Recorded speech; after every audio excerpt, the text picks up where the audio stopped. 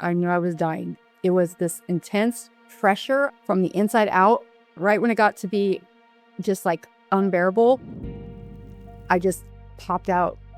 I remember thinking like, oh my God, what about my kids? Like all of a sudden, like this kind of panic.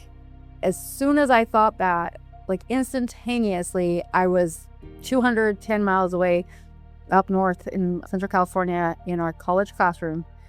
And I see my daughter. Then I looked and I said, she'll be okay. Then I was just in a room and I felt like I was waiting for something. The place was very familiar. Like I had never been there, but I definitely knew where I was.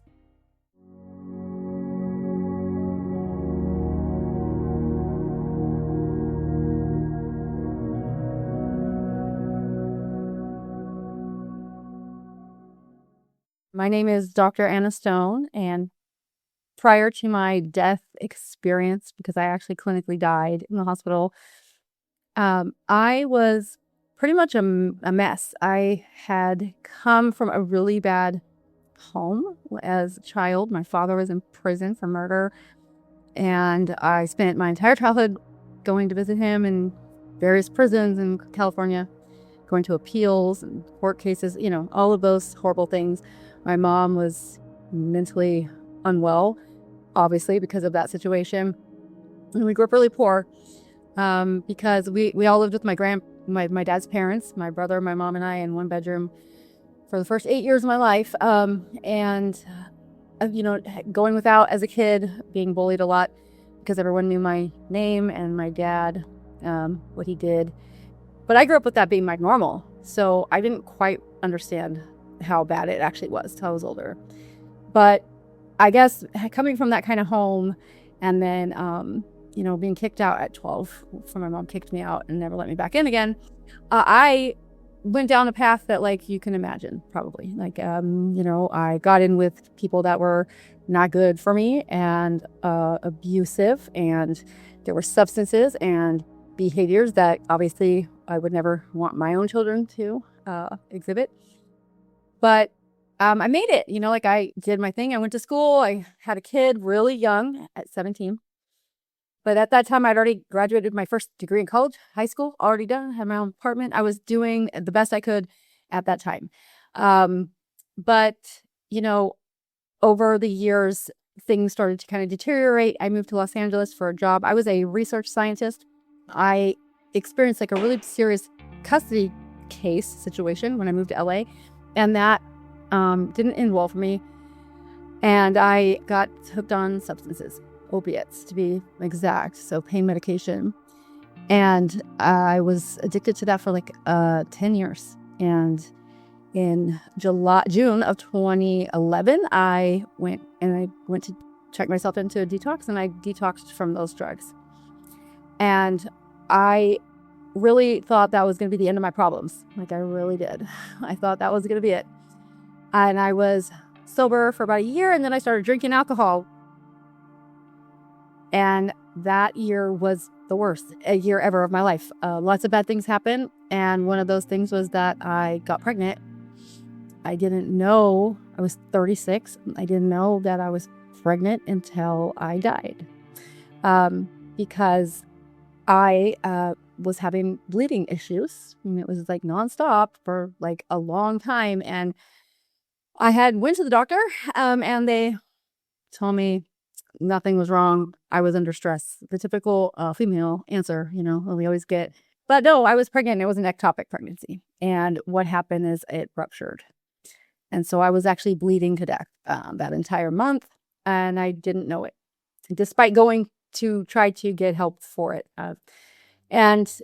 The day that it happened, I remember I had came out of the bathroom and I had joked to my then boyfriend and my oldest daughter, I think I'm bleeding to death. Then I woke up in an ambulance. And I woke up again in a hospital room, in a bed, and I saw a machine next to me that was doing some weird twist, like churning, and I didn't know what it was. And then someone said it was a blood like I was getting blood put in me, and I remember being really creeped out by that. The idea of someone else's blood in me was really gross. And but at that moment, I had this feeling come over me that was it was foreign, but I knew exactly what it was. I knew I was dying. It was this intense pressure from the inside out. It felt like I was gonna explode or pop from the, inside out. And right when it got to be just like unbearable, I just popped out and was just standing on the side of the bed. I was confused, and I looked and I saw my body, and I was like, oh, that sucks. That was it. That was my big aha revelation, because I understood what was happening right away. And then that's when I heard the beeping start to get different, and it started to speed up in a way that let me know that I was crashing. And then one of the techs said, she's crashing. They brought a cart out. They started doing resuscitation efforts on me. I feel like they didn't actually do them that long for me, because one of the younger guys that was doing the CPR, when the doctor said, okay, go ahead and call it, meaning call her time of death, the tech said, what, already? She's only 38.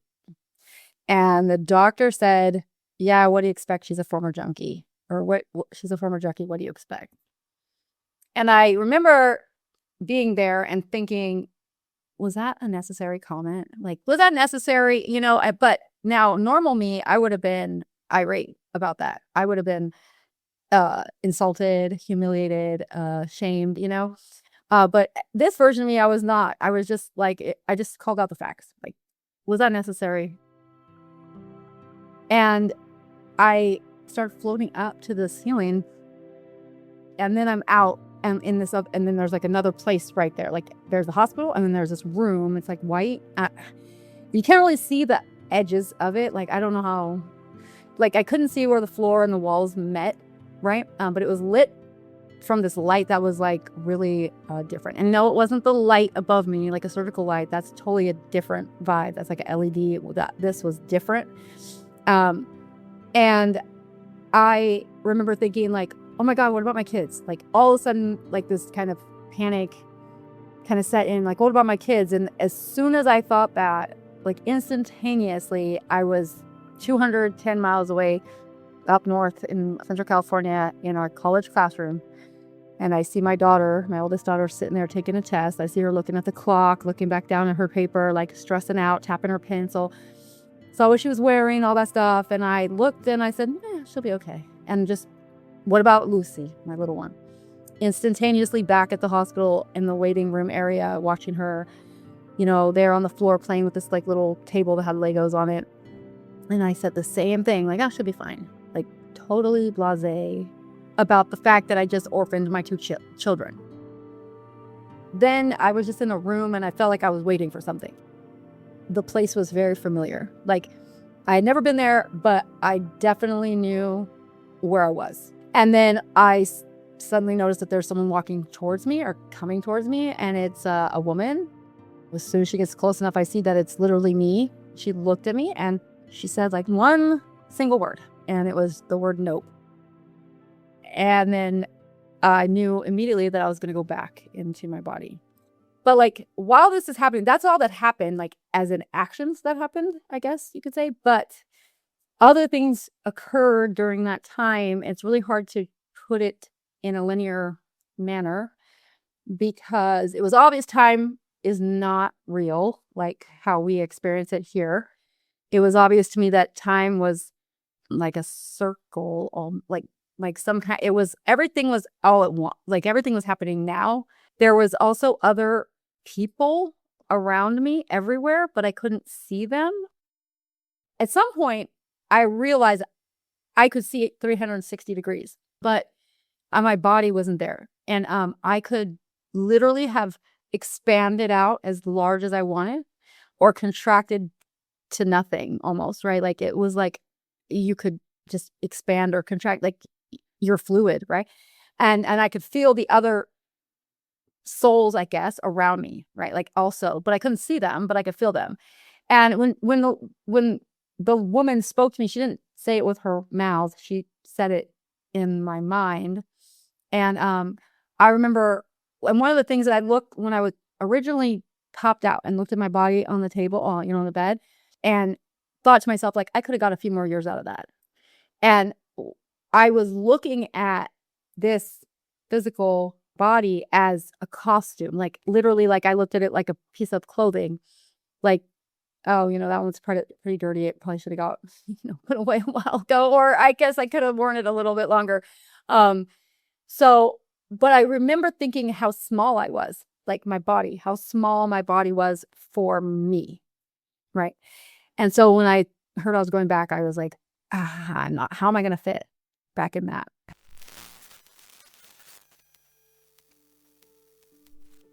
Instantaneously, it was like this really painful feeling of getting pushed back into my body. And I went back in through my navel or my belly button. That's when I saw a tunnel. I saw a tunnel coming back in.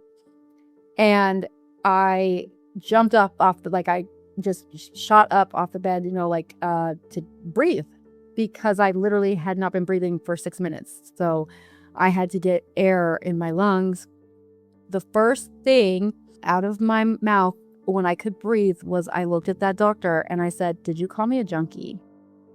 Because I knew that if he had said no, then I could be like, okay, cool. Like it was, the neurotransmitters that are deteriorating in your brain that are causing hallucinations, etc. But the fact that he said that phrase after he told them to call my time of death is a problem for me at that moment, and still is. What does that mean? It means either I actually heard it and I shouldn't have been able to, or we have a problem with the definition of death. One of those two things has to be true, right? So he wouldn't answer me right away. He looked pretty stunned about that question, and I had to repeat it multiple times, and I was like, I'm not trying to get you in trouble. I needed that answer for myself to know if I had hallucinated that, or did I actually just die? Like, did that just freaking happen? Like, because I just witnessed this process of dying and seeing people rush to try to save me, kind of, and if I was dead, I shouldn't have known or seen any of that, right? Because before this happened, I had a lot of experiences as a kid growing up in my grandparents' house with weird stuff happening that scared me to absolute death. And my family was ultra religious and conservative, and everything was attributed to the devil. Everything was attributed to evil forces. And so anything that wasn't God was evil or of the devil.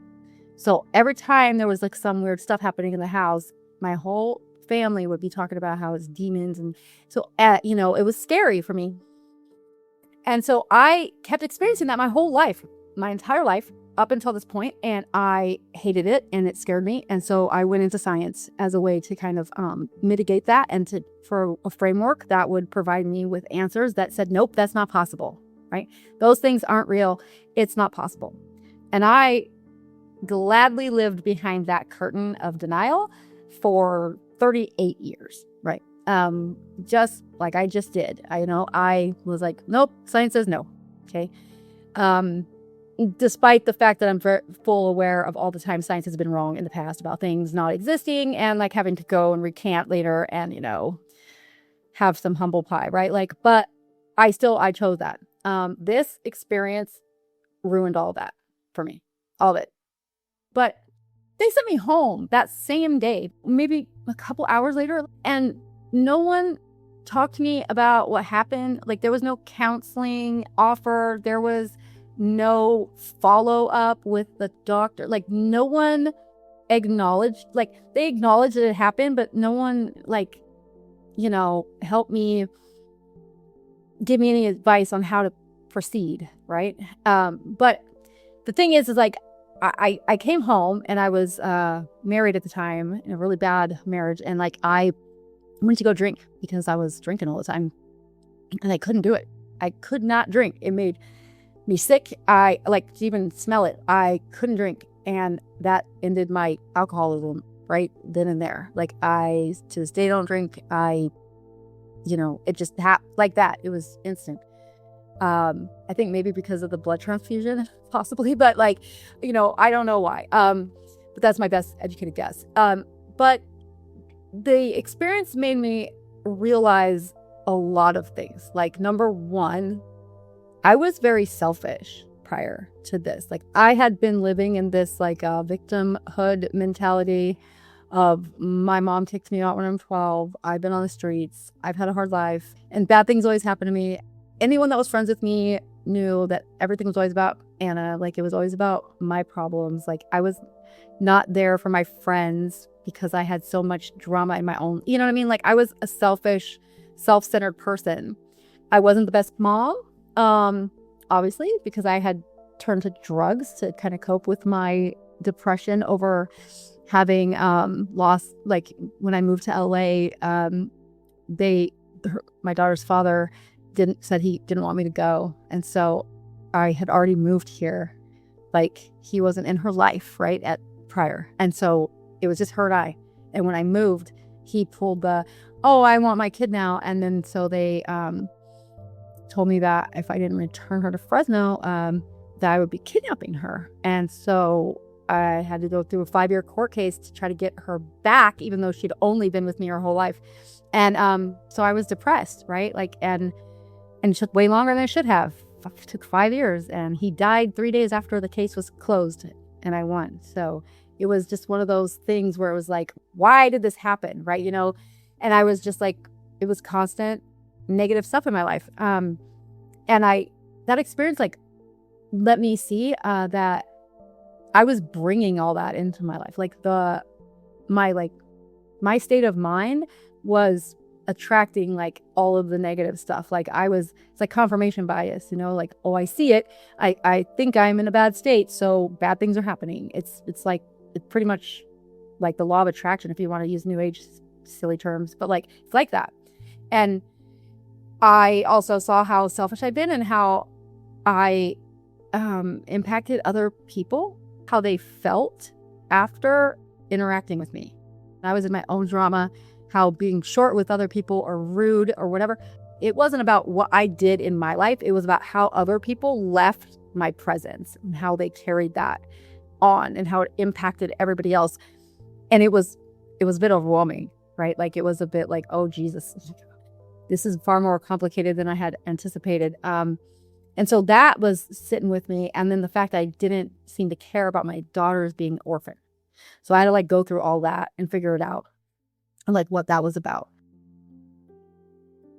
I had people in my life that all of a sudden I had nothing in common with anymore because I had experienced something that let me know we're not just here. Like, I'm not saying religion's right, because it is, in my opinion, mostly wrong about a lot of things, but the idea that we persist after, that part they got right. And that has implications. And so that I'm aware now, like, oh God, what do I do different, right?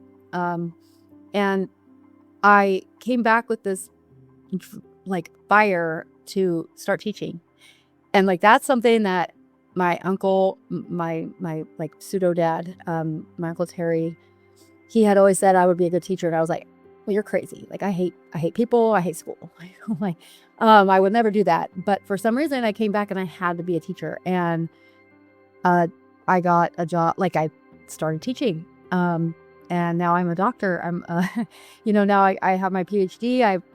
I went back to school. I got 3 masters in the 7 years period of time. I got my bachelor's, 3 master's degree, and a PhD, because I did it all concurrently because I'm crazy. But I did all those things, and I started with working with children that were like me. And that really made me feel useful because I can relate to all that. Since that experience, like, I'm fully aware that I had seen that woman before. And I also became aware because someone had interviewed me and asked me a question about stress, if I had been stressed out while I was dead, and I wasn't. Despite what you would think to be the most stressful possible situation you could ever experience, I wasn't. And that was a foreign feeling for me. I have always had anxiety problems. And at that moment, I was not. When I was dead, it was made very clear to me that we are God, like all of us are. Meaning that like if you say like God's a mirror, like say it's a mirror, right? Like a mirror or an ocean, okay, one of those two, and the mirror shatters, and in just 8 billion fragments. Each one of us is that one of those fragments. Or the ocean, like each one of us is a drop of water by itself, is its own contained thing, but when it goes back into the ocean, it's now the sea of consciousness, right? So I'm aware now that there's that aspect of the divine or divinity within me, and that's I'm part of that greater picture. And I realized, because of that epiphany, I realized one day in class when I was teaching cellular respiration to my biology students, I was talking about ATP molecules, the adenosine triphosphate, which is like our gasoline for our cells, right? And how if you were to if all of your reserves of ATP were to be expended, hydrolyzed at once, right, and the energy let go, that you would shine brighter than the sun.